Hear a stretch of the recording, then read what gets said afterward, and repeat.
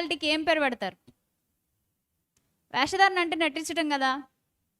పక్కవారిని తక్కువగా ఎంచి నేనే భక్తిపరుణ్ణి అనుకునే మెంటాలిటీకి ఏం పేరు పెడతారు? భక్తికి ఏమైనా తూకంలో వేసి తక్కిట్లో వేసి పెళ్ళాళ్ళు వేసి కొలగలం అంటారా? బ్రహ్మపరచాత్మ అంటే వావ్ సూపర్. ఇంకా ఇంకా హెచ్చించుకోవడం నైస్. ఇంకా స్వనీతి ఏంటండి? స్వనీతి. యేసుప్రభు వారు చెప్పారు ఒక ఉపమానం. ఇద్దరు వెళ్ళారు సంఘంలోనికి, ఆలయంలోనికి వెళ్ళి ప్రార్థన చేసుకుంటున్నారు. అయితే ఇద్దరు ప్రార్థనలు కూడా దేవుడు విన్నాడు, బట్ ఒక్క ప్రార్థన మాత్రమే యాక్సెప్ట్ చేశాడు, ఇంకొక ప్రార్థన రిజెక్టెడ్. ఏ ప్రార్థన? ఎందుకు యాక్సెప్ట్ చేశాడు? తగ్గించుకున్నాడు. ఇంకొక ఆయన ప్రార్థన ఎందుకు యాక్సెప్ట్ చేయలేదు? ఆయన కూడా ఏమంత బ్యాడ్ పర్సన్ కాదే. స్వనీతిని ఆధారం చేసుకున్నాడు.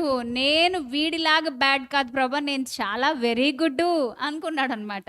తనకు తానే కిరీటాలు పెట్టేసుకున్నాడు. గుర్తుపెట్టుకోండి, క్రైస్తవ విశ్వాసంలో ఎప్పుడూ కూడా మనం క్షమించేవారుగా ఉండాలి, మనం ఎప్పుడూ ప్రేమించేవారుగా ఆదరించేవారుగా ఉండాలి, హృదయమును కాపాడుకోవాలి.